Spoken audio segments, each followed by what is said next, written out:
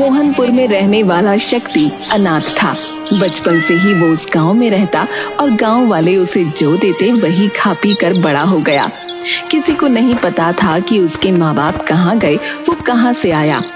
शक्ति स्वभाव से बड़ा ही दयालु था। उसे जो कुछ भी रूखा सूखा खाने को मिलता उसके 4 हिस्से करता। एक हिस्सा एक चूहे को देता, दूसरा हिस्सा एक बिल्ली को, तीसरा हिस्सा एक तोते को और बचा हुआ एक हिस्सा वो खुद खा लेता। इस तरह शक्ति बड़ा हो चला था। एक दिन गांव का एक सेठ शक्ति से कहता है, अरे कब तक तू इस तरह दूसरों के दिए पर अपना गुजर बसर करेगा रे? अब तो तू जवान हो चुका है, कुछ काम क्यों नहीं करता? क्या काम करूं सेठ जी, मुझे तो कोई काम आता ही नहीं। काम किसी को नहीं आता, बस सीखना पड़ता है। और तुझे भी काम सीखना चाहिए।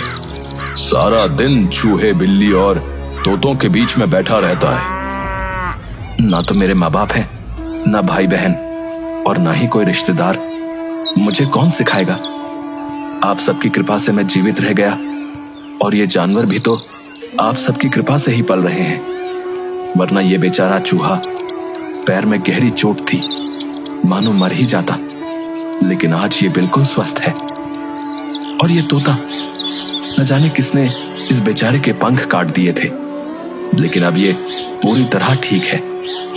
और ये बिल्ली, इसने तो एक माँ की तरह हमेशा मेरे सर पर हाथ रखा है।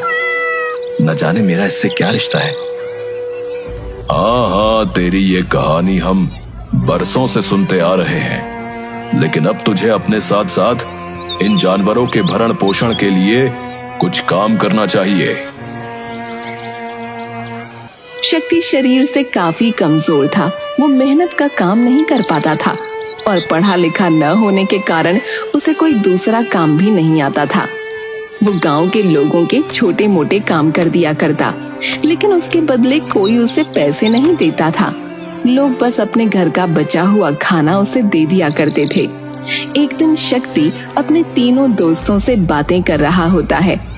दोस्तों, मुझे अपने जीवन से किसी चीज की इच्छा नहीं है, लेकिन अब ऐसा लगता है कि गांव वालों का बचा खाना भी हमारे हिस्से में नहीं है। शायद इस गांव में हमारा दाना पानी इतने ही दिनों का था।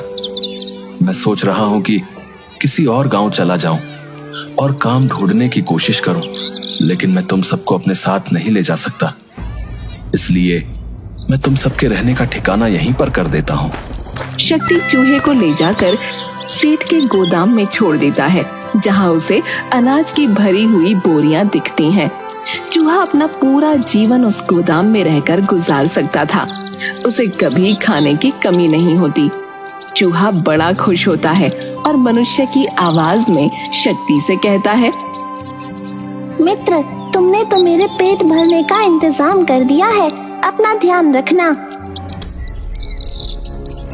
अरे, तुम इंसानों की तरह बोल सकते हो? हाँ, मैं तुम्हारी सारी बातें सुन भी सकता हूँ और बोल भी सकता हूँ। एक बात ध्यान से सुनो, तुम्हें जब भी मेरी जरूरत हो बस आंखें बंद करके मुझे दिल से याद करना, मैं तुम्हारे सामने आ जाऊंगा। ठीक है मित्र, तुम बस अपना ध्यान रखना, मैं चलता हूँ। शक्ति अब बिल्ली को लेकर गांव के सबसे बड़े हलवाई के घर के पीछे छोटे से जंगल में जाता है और बिल्ली से कहता है, मित्र, अब तुम रोज रात के समय इस हलवाई के घर जाना और दूध दही जो मिले वो खाकर वापस आ जाना। सिर्फ मेरी एक बात का ध्यान रखना कि दिन के समय उसके घर कभी मत जाना और रात को अपना ध्यान रखकर ही जाना। तभी बिल्ली भी इंसान की आवाज में बोलती है, तुम्हारा बहुत बहुत शुक्रिया मित्र, तुमने मेरा बहुत ध्यान रखा। तुम्हें जो भी मिलता था हमेशा हम सबके साथ खाया। तुम अपना ध्यान तो रख सकोगे। अरे, क्या तुम भी चूहे की तरह बोल सकती हो? हाँ, सिर्फ मैं और चूहा ही नहीं, तोता भी तुम्हारी भाषा में बात कर सकते हैं। हम तीनों तुम्हारी बातों को समझते भी हैं। तुम अपना ध्यान रखना और जब भी जरूरत हो आंखें बंद करके मुझे याद कर लेना, मैं तुम्हारे सामने आ जाऊंगी। शक्ति बिल्ली से विदा लेता है और तोते को लेकर नदी के पास जाता है। मित्र, मैं जानता हूँ कि तुम भी चूहे और बिल्ली की तरह ही बोल सकते हो और मेरी हर बात समझते भी हो, इसलिए तुम भी अपना ध्यान रखना, शिकारी से बचकर रहना। शुक्रिया मित्र, तुमने इतने सालों हमारी रक्षा की, हमें संभाला, परंतु अपना ध्यान रखना और जब भी जरूरत हो अपनी आंखें बंद करके दिल से हमें याद करना, हम तुम्हारे सामने आ जाएंगे। शक्ति अपने मित्रों से विदा लेकर आगे बढ़ता है और ये सोचता है कि मुझे काम तो आता नहीं, मैं करूँगा क्या। तभी उसे गांव में आने वाले सपेरे की याद आती है। वो सपेरे के पास जाता है और उससे कहता है, क्या आप मुझे कुछ काम सिखा सकते हैं या कुछ काम दे सकते हैं? तुम क्या काम कर सकते हो? मेरा काम तो बड़ा जोखिम का है, इसे सीखने में बहुत समय लगता है। सांपों को पकड़ना, उनके जहरीले दांत निकालना बड़ा मुश्किल काम है, इसमें जान भी जा सकती है। बिना भोजन की भी तो जान जा ही सकती है। ठीक है, अगर तुम यही चाहते हो तो तुम मेरे साथ रह सकते हो। कुछ समय तक शक्ति सपेरे के साथ रहता है और काम सीखने की कोशिश करता है, लेकिन अपने दया भाव की वजह से उसे सांपों को जंगल से पकड़कर लाना और उनके दांत निकालकर उन्हें कैद करना बिल्कुल पसंद नहीं आ रहा था। एक दिन वो अकेला ही सांप पकड़ने जंगल में जाता है और एक सांप को पकड़ भी लेता है। तभी उसके मन में दया भाव जागृत होती है और वो उस सांप को वापस जंगल में छोड़ देता है। तभी सांप बोल पड़ता है, मुझे इस जंगल में मत छोड़ो, मैं बहुत बूढ़ा हो चुका हूँ। अगर तुम मुझे यहाँ छोड़कर जाओगे तो इस जंगल के जानवर मुझे खा लेंगे, क्योंकि मैं अब भाग भी नहीं सकता। क्या तुम भी इंसानों की तरह बोल सकते हो? हाँ, मैं तुम्हारी तरह बोल सकता हूँ। लेकिन मैं तुम्हें कहाँ पर छोड़ूं जहां तुम सुरक्षित रहोगे? तुम ही मुझे कोई ऐसी जगह बता दो। तुम मुझे लेकर जंगल में पूर्व दिशा की ओर चलो। शक्ति सांप को लेकर जंगल की पूर्व दिशा की ओर बढ़ता है और तभी उसे एक गुफा दिखाई देती है, जिसे देखकर सांप शक्ति से कहता है, तुम मुझे इस गुफा के पास छोड़ दो और मेरी पूंछ को कसकर पकड़ना। अब ठीक है। शक्ति सांप को गुफा के पास छोड़ देता है और उसकी पूंछ को कसकर पकड़ लेता है।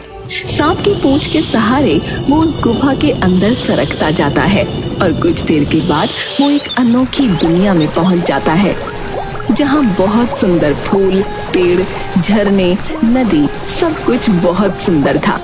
वहीं पास में एक बहुत बड़ा सुंदर महल भी था।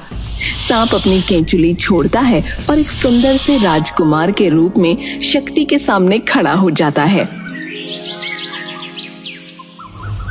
अब तुम कौन हो और तुमने अपना रूप कैसे बदला?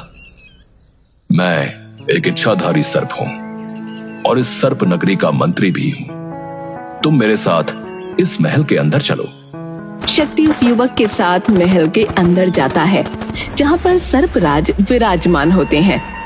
महाराज की जय हो। महाराज, आज तो मैं बहुत बुरी तरह फंस गया था। वो तो शुक्र है इस युवक का, जिसने सही समय पर अपने दिल की बात सुनी और मुझे आजाद कर दिया, वरना मैं किसी सपेरे के पिटारे की शोभा होता।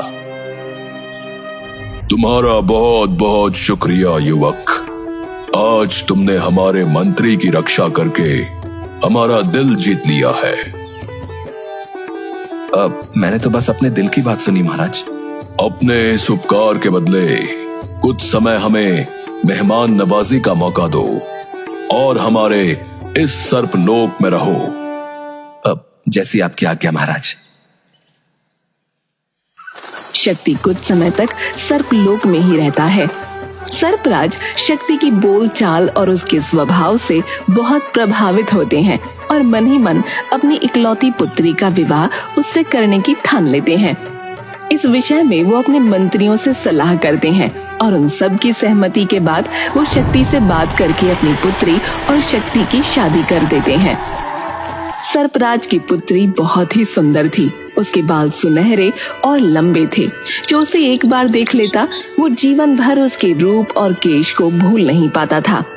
विवाह के बाद दोनों सर्पलोक में ही खुशी खुशी रहते हैं। एक दिन शक्ति सर्प कुमारी नागमणि से कहता है, नागमणि, अब हमें यहाँ से चलना चाहिए और मुझे हम दोनों के लिए नया घर भी बनाना है। ठीक है, परंतु आपको पहले पिताजी से आज्ञा लेनी होगी और जब वो आपको जाने की आज्ञा दे दें और आपसे कुछ मांगने को कहें तो आप पहले उनसे ये वादा ले लीजिएगा कि वो आपके द्वारा मांगी गई वस्तु आपको दे दें। आप उनके गले में पड़ी हुई मोतियों की माला मांगना। ठीक है। शक्ति सर्पराज के पास जाता है और नागमणि को साथ लेकर वहां से जाने की आज्ञा मांगता है। अगर तुम्हें यही उचित लगता है तो मैं तुम्हें नहीं रोकूंगा। मैंने तुम्हें अपने जीवन की सबसे बहुमूल्य चीज, अपनी पुत्री नागमणि दे दी है, परंतु फिर भी मैं चाहता हूं कि तुम जाने से पहले मुझसे कुछ उपहार स्वरूप ले लो। अब ठीक है, अगर आप चाहते हैं तो मैं आपसे जरूर मांग लूंगा, परंतु आपको मुझसे वादा करना होगा कि आप मुझे वो वस्तु अवश्य देंगे जो मैं आपसे मांगूंगा। मैं तुमसे वादा करता हूं। बताओ तुम्हें क्या चाहिए? मुझे आपके गले की मोतियों की माला बहुत अच्छी लगती है। अब क्या आप मुझे उपहार स्वरूप ये दे सकते हैं? बिल्कुल दे सकता हूं। सर्पराज अपने गले में पड़ी हुई मोतियों की माला निकालकर शक्ति को दे देते हैं। शक्ति और नागमणि पिता से विदा लेकर सर्पलोक से बाहर पृथ्वी लोक पर आ जाते हैं। पृथ्वी लोक पर आने के बाद नागमणि शक्ति से कहती है, अब हम कहाँ जाएंगे? आपके पास तो कोई घर भी नहीं है। चिंता ना करो, मैं बहुत मेहनत करूंगा और हमारे लिए एक बहुत सुंदर घर बनाऊंगा। आपको कुछ करने की जरूरत नहीं है। आप मुझे पिताजी की दी हुई वो मोतियों की माला दे दीजिए। शक्ति मोतियों की माला नागमणि को देता है। नागमणि मोतियों की माला पर जल का छिड़काव करती है और हाथ जोड़कर विनती करती है, हे अमूल्य माला, आप मेरे और मेरे पति के लिए एक बहुत सुंदर सा महल बना दीजिए और हर सुख सुविधा से पूरी तरह से वो संपूर्ण हो, जहाँ किसी चीज की कोई कमी ना हो। नागमणि के प्रार्थना करते ही वहाँ पर एक बहुत सुंदर सा महल बन जाता है, जहाँ सब कुछ होता है। नागमणि और शक्ति उस महल में खुशी खुशी रहते हैं। एक दिन नागमणि अपने महल की खिड़की पर खड़ी होकर अपने बालों को सुखा रही होती है। तभी उसके कुछ बाल टूटकर महल के पास बह रही नदी में चले जाते हैं और उन बालों को एक मछली निगल जाती है। मछुआरे नदी में मछलियां पकड़ रहे होते हैं और वो मछली भी उनके जाल में फंस जाती है। मछुआरे मछलियों को पास के राज्य के राजा के पास उपहार स्वरूप भेंट कर देते हैं। महाराज की जय हो। महाराज, आज हमने बहुत सारी मछलियां पकड़ी हैं और उपहार स्वरूप हम आपको ये भेंट करना चाहते हैं। हम तुम्हारा उपहार स्वीकार करते हैं। आज हम भोजन में यही खाना पसंद करेंगे। राजा के आदेश पर रसोइया उन मछलियों को काटकर पकाने की तैयारी कर रहा होता है। तभी एक मछली के पेट से उसे नागमणि के सोने के बाल मिलते हैं, जिसे ले जाकर वो महाराज के सामने प्रस्तुत करता है। महाराज, हमें मछली के पेट से सोने के बाल मिले हैं। ये तो किसी स्त्री के बाल लगते हैं। जिस स्त्री के बाल स्वर्ण के होंगे वो खुद कितनी सुंदर होगी, उसका रूप कितना अनोखा होगा। मंत्री जी, आप पता लगाइए कि ये सोने के बाल किसके हैं, क्योंकि मैं उस स्त्री को अपने राज्य की महारानी बनाना चाहता हूं। जैसी आज्ञा हो महाराज। मंत्री अपनी सेना के साथ पता लगाने जाते हैं कि तभी महाराज के सामने एक कुबड़ी स्त्री आती है और वो महाराज से कहती है, महाराज, सोने के बाल तो सिर्फ सर्पलोक की राजकुमारी के हैं और वो तो सर्पलोक में रहती है।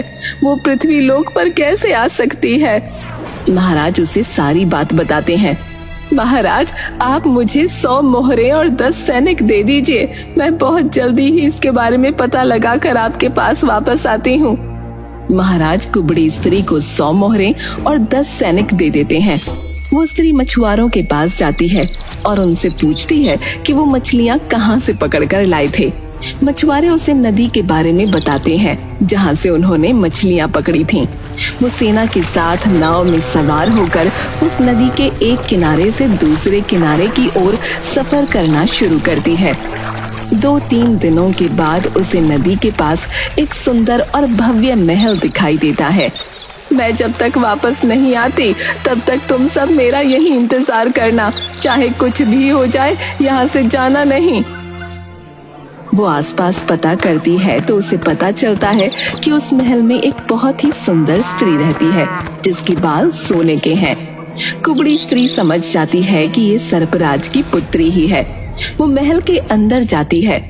तुम कैसी हो नागमणि? कितने समय बाद मैंने तुम्हें देखा। मैं आपको नहीं पहचानती। आप कौन हैं? मैं तुम्हारी बुआ हूँ, तुम्हारे पिता की बहन। बहुत वर्षों पहले मैं इस पृथ्वी लोक पर आ गई थी और तब से यहीं पर रह रही हूँ। मुझे जैसे ही पता चला कि तुम यहाँ पर हो, मैं तुमसे मिलने चली आई। नागमणि उस स्त्री को नहीं पहचानती थी, लेकिन उस कुबड़ी स्त्री ने सर्पलोक की बहुत सी बातें नागमणि को बताईं, जिसके बाद नागमणि को लगा कि हाँ, ये मेरी बुआ हो सकती है जो बहुत सालों से पृथ्वी लोक पर है, जिसके कारण मैं इन्हें नहीं पहचानती। शक्ति भी वहाँ आ जाता है। ये मेरी बुआ है जो बहुत वर्षों से पृथ्वी लोक पर ही रह रही हैं। प्रणाम बुआ जी। सुखी रहो बच्चा, बहुत सुखी रहो। अगर तुम्हारी अनुमति हो तो मैं क्या कुछ समय के लिए तुम दोनों के साथ यहाँ रह सकती हूँ? वो क्या है ना कि मैं बहुत समय बाद नागमणि से मिली हूँ, तो इससे जी भरकर बातें करना चाहती हूँ। आपको अपनी पुत्री के साथ रहने के लिए मेरी अनुमति की आवश्यकता नहीं। आप जब तक चाहें यहाँ खुशी खुशी रह सकती हैं। वो कुबड़ी स्त्री कुछ समय के लिए नागमणि और शक्ति के साथ महल में रहने लगती है और इस बीच बातों बातों में उनसे सर्पलोक और पृथ्वी पर आने की कहानी और शक्ति के सर्पलोक में जाने और उसके पहले की सारी बातें पता कर लेती है। एक दिन शक्ति महल से बाहर गया होता है। कुबड़ी स्त्री नागमणि से कहती है, पुत्री चलो आज घूमने चलते हैं। बुआ, हम कहाँ जाने वाले हैं? यहीं पास में बहुत सुंदर वन है और बहुत सुंदर नदी है। मैं तुम्हें नौका विहार के लिए भी ले जाऊंगी। नागमणि कुबड़ी स्त्री के साथ निकल पड़ती है। थोड़ी दूर जाने के बाद, अरे पुत्री, मैं तो अपने पैरों की पादुका ही पहनना भूल गई। तुम यहीं पर रुको, मैं अभी पादुका पहनकर वापस आती हूँ। ठीक है बुआ, मैं यहीं पर आपकी प्रतीक्षा करूंगी। कुबड़ी स्त्री महल में वापस जाती है और मोतियों की माला चुराकर अपनी चरण पादुका पहनकर वापस नागमणि के पास आ जाती है। चलो पुत्री, अब हम थोड़ी देर नौका विहार के लिए चलते हैं। हाँ बुआ, मैंने बहुत समय से नौका विहार नहीं किया। दोनों नौका में बैठ जाते हैं। कुबड़ी स्त्री अपने साथ आए हुए सैनिकों को इशारा कर देती है और वो नौका को तेजी से नदी के दूसरे तट की ओर ले जाने लगते हैं। नागमणि को कुछ सही नहीं लगता। हम कहाँ जा रहे हैं बुआ? और ये लोग इतनी तेज नौका क्यों चला रहे हैं? चुपचाप इस नौका में बैठी रहो और शोर मचाने या कुछ करने की जरूरत नहीं है, क्योंकि तुम्हारी रक्षा करने यहाँ कोई नहीं आएगा। नागमणि समझ जाती है अब यहाँ चिल्लाने या कुछ कहने का कोई फायदा नहीं, क्योंकि उसकी आवाज सुनने वाला यहाँ कोई भी नहीं। कुछ समय में वो कुबड़ी स्त्री और सैनिक नागमणि को लेकर राजा के पास पहुंच जाते हैं। महाराज, ये रही आपकी सोने के केश वाली स्त्री। इसका नाम नागमणि है। हम तुम्हारे काम से बहुत प्रसन्न हुए। बताओ तुम्हें क्या चाहिए? महाराज, इस अनमोल स्त्री के बदले मैं आपसे क्या मांग सकती हूँ? महाराज कुबड़ी स्त्री को बहुत सा धन, सोने चांदी, जेवर, हीरे जवाहरात देकर वहाँ से भेज देते हैं। परंतु कुबड़ी स्त्री जादुई मोतियों की माला के बारे में राजा को कुछ नहीं बताती और वहाँ से चली जाती है। दूसरी तरफ नागमणि को पूरा विश्वास था कि शक्ति उसे ढूंढता हुआ बहुत जल्द उसके पास आ जाएगा, क्योंकि वो जानती थी कि शक्ति के पास मोतियों की जादुई माला है। राजा नागमणि के पास आता है। तुम्हें किसी बात से डरने की जरूरत नहीं है। मैं सिर्फ इतना चाहता हूँ कि तुम खुशी खुशी मेरे साथ इस राज्य की महारानी बनकर रहो। मुझे ये स्त्री धोखे से यहाँ लाई है, परंतु आपके स्वभाव से मैं प्रभावित हुई।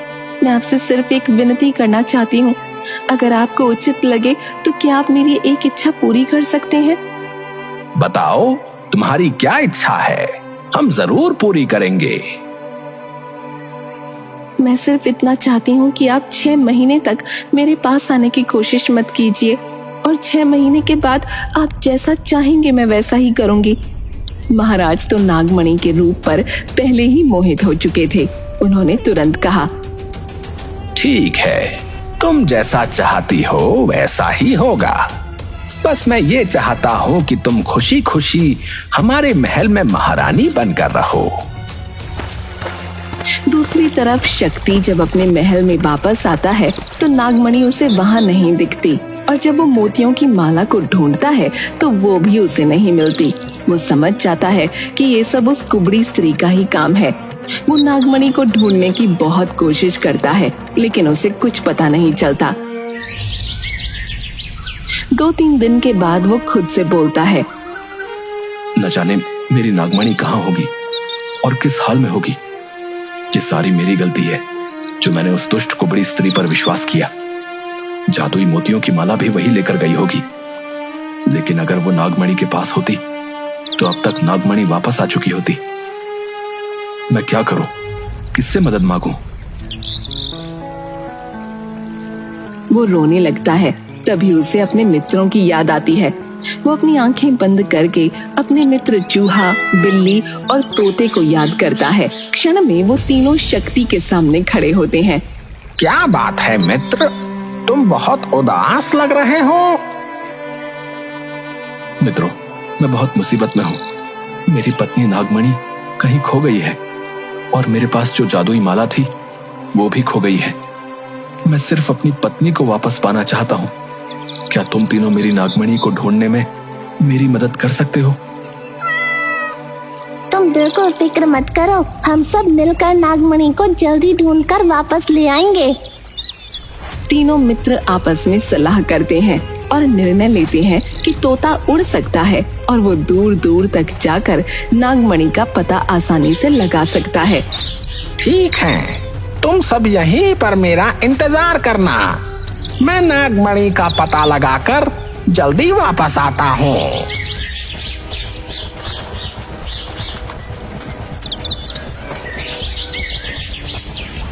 मैंने नागमणि का पता लगा लिया है। वो पास के ही राज्य के राजा के महल में है, परंतु मैंने उसके गले में वो मोतियों की माला नहीं देखी।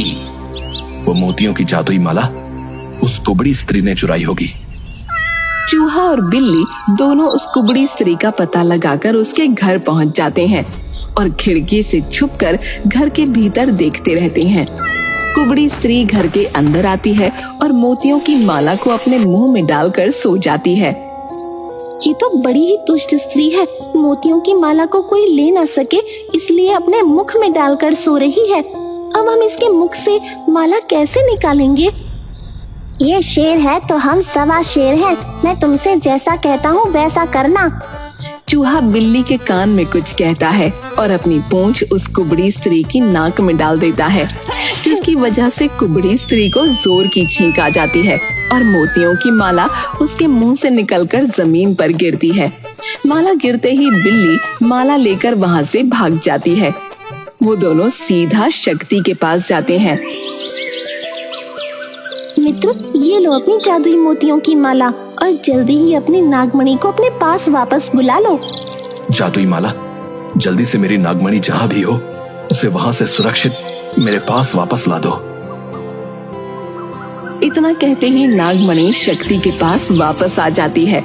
नागमणि और शक्ति अपने तीनों मित्रों के साथ सर्पलोक में वापस चले जाते हैं और अपनी जादुई माला से प्रार्थना कर वो जादुई महल भी वहां से गायब कर देते हैं। दूसरी तरफ दमकल राज्य के राजा नागमणि को ढूंढते हुए उस कुबड़ी स्त्री के साथ जादुई महल के पास आते हैं, पर वहां पर उन्हें कुछ भी नहीं मिलता। महाराज कुबड़ी स्त्री की सारी बातों को झूठा मानकर उसे जेल में डलवा देते हैं।